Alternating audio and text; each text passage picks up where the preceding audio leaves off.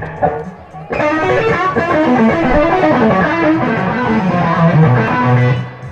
this is Tino. We're at Winter NAMM 2016. What a way to start out the day. Our first interview with Aspen Pittman, the author of the Tube Amp book. You can get that on Amazon.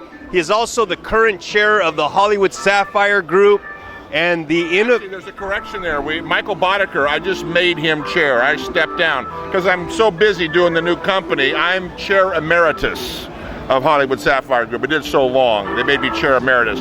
But Michael's running the meetings now. Michael Boddicker, famous. I know Michael. You did a video with him, right? Yes. So he's actually our chair right now, and he's doing a great job. But we're having a lot of fun. First Tuesday every month in North Hollywood. Nice. And you're here because of your Center Point stereo. Well, yeah, actually, Center Point stereo is a product from Aspen Pittman Designs, and that is basically a kind of a greatest hits album.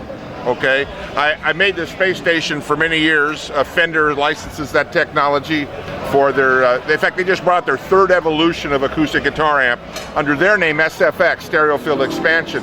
That's their trademark. The patent is Center Point Stereo. Fender is on their third evolution of that SFX amp, and that's my technology. In fact, my name is on the back of that new Fender acoustic amp. We have what's called the Space Station V3, the third version of it, that we're showing here, which is a brand new version. It's been on the market about a year, but it's been an unbelievable success. We've sold thousands of them. Sweetwater's selling 2 a day. They're my exclusive American distributor. That's where you get it, sweetwater.com, or you can also get it on the Aspen Pittman Designs website. It's the same price, shipped anywhere in the country. It's a technology, really, and every application of it, the Fender guitar amp, the 3 versions I made, the 2 versions I made before this, and now this one, just improving the amplifier section, the acoustics of it. This new one is 4 Class D amps, so it's a 280 watt, but that's split between 4 different units. I have an 8-inch, a 1-inch compression driver on it, a super tweeter, and a side speaker. So 2 speakers sitting in this configuration. It's kind of like people call it an MS or mid-side speaker, but it creates, as you know, as you remember, a 3-dimensional sound field. So we're really showing that at the first NAMM where we're getting noticed, and these are all statements of people on Sweetwater that have said things about it that are amazing.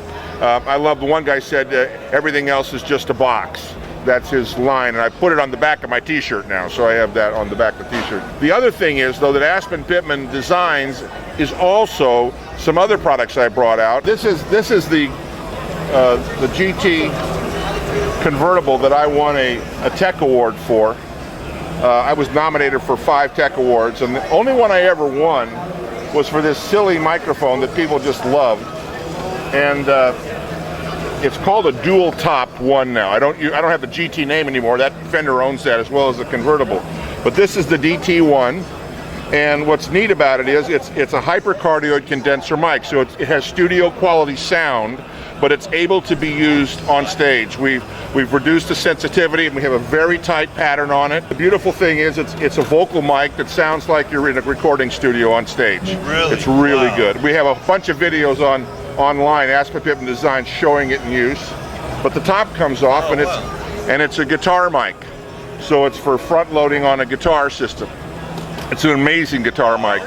It's also an amazing overhead drum mic, hypercardioid condenser pattern, very high SPL. It'll take 146 SPL. So it's pretty much usable for an electric guitar, drums, anything you'd want a mic, but it's an awesome vocal mic. I've also brought out our new magnetically attaching pop filter that goes on any shock mount stand, as you see it here. It also can clamp on a stand and be placed anywhere, and there's 2 versions of that. And then the third thing I brought out is this new dual tonic. People told me for years, you know, I've been in the business over 40 years. And I did groove tubes, of course. And people said, why didn't you bring out a tube mic? Well, I did. I brought out a whole line of tube mics, right? They always said, well, why don't you bring out a tube guitar pedal? Because guitar pedals were hot, and I always told them, dude, guitar pedals are over, man. There's so many pedals in the market. How would I ever sell another pedal? I said that for probably 30 years. Just goes to show the smartest guys aren't that smart. So I finally acquiesced, and I brought out what I call the dual tonic, which is really a capsulated version of what we use every day, which is a tube guitar amp and a solid state overdrive pedal. This would be reminiscent of so many of the 3-knob, 1-button pedals, except this actually has 2 stages and we have 2 different designs in here, and that drives a full tube amp. There are 2 pentode tubes in there, so you have a full tone complement. It's like adding a hot rod channel to your vintage guitar amp. So if you have like a deluxe reverb, an old tweed, it's one pedal that adds that extra channel without modifying your amplifier, which I'm not a big fan of. We kind of got in and out of that trend. So basically, distortion pedal, driving tube amp, ability to add a little bit of overdrive and grind, or a lot of overdrive and grind. And we have the whole block diagram on the back and how all that works, where the tubes are in the circuit and so forth. You might want to zoom up on that right there. And if you look at it out of the box, you would see something like this, and you'll notice here are our 2 pentode tubes that are cushion mounted there. So it's just like a little guitar amp. And here's my solid state overdrive with the solid state chips that are pretty popular, the ones that everybody seems to like. So that's my pedal, my pop filter, my microphone, and of course, the first product I brought back out in my greatest hits album, if you will, was the Centerpoint stereo. That's the incredible speaker. And with that, I guess that's about it. I mean, the products are available in Europe from Thomann Music House. They're available in Japan from Sound House. They're available in Australia from Audio Chocolate. And they're available here on my website. We ship to Canada and anywhere else in the world that doesn't have a dealer partner. We don't use distributors. We find a good sized dealer like a Thomann or a Sound House in Japan, Thomann, and it sells direct. That keeps the margins lower.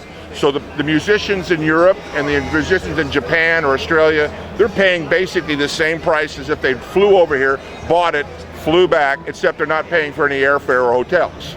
So they're basically paying the price that our musicians. That's very important to me, that we only have one level of distribution from my manufacturing right to my dealer to the customer, not 2 or 3 steps with profit.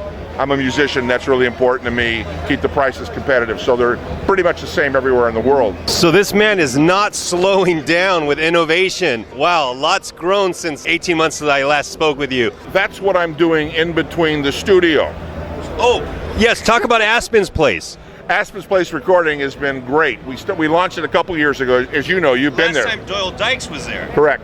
We've had a lot of interesting people in there since then. But it's a 32-channel all-tube recording studio. And we do videos there now. If you go online, you'll see there's a virtual tour of the studio. But how many studios out there have 32 channels, all tube mics, all 2 channels that can track a whole band live in the moment? And in a studio environment with nice separation and beautiful acoustics. So if a band is rehearsed, they can come in there and lay down and track an album in a few days. We can do the overdub in a few days and the mix in a few more days. So within literally about a week, they walk out with a done product. And it's so much fun to record your music live in the moment with everybody playing. It's just like a great concert gig. You walk away invigorated. You don't beat it to death at 47 days of adding drum tracks, you know. It's all done live. It's so much fun. So I'm really enjoying what we call old school meets Pro Tool in the studio. And a lot of the old school musicians like to record Oh like man, we've had everybody in there that's going crazy. Yeah, then they're coming back and coming back. So the buzz is now going. It's really hard to make money in the studio. We charge very low rates. If you do a project, we're like $500 a day for the studio, wow, all the gear, with the engineer. Yeah, so I mean, you can pretty much do an album for a couple of grand, between $2 and $3 grand, ready to go, ready to press CDs. But you're doing an album like a live concert in a studio environment with an all-tube signal chain, which is exactly what they were doing in the 60s and all the great music that we used to love. All those albums are recorded in a day or 2. Right. You know, that's the concept. Is you can't labor a song. You can't play it 47 times, you go nuts. Right. So we track each song about 2 or 3 times, and we move on to the next song. That's fresh. And then another day we'll come back and we'll fix something if it needs to be fixed. But generally speaking, about 95% of what you hear in the final product was the original rough tracks. We used to call them rough tracks. Right. Or scratch tracks. Scratch tracks. We don't have those. Well, nice. No scratching, no DJ stuff. Right. No, Awesome. None of that. So it's really, we're having a lot of fun with it. So that's what I'm doing in between the rest of this. Well, if you like old school in the year 2016, this is Aspens Place, the place to go. We're at Winter NAMM 2016.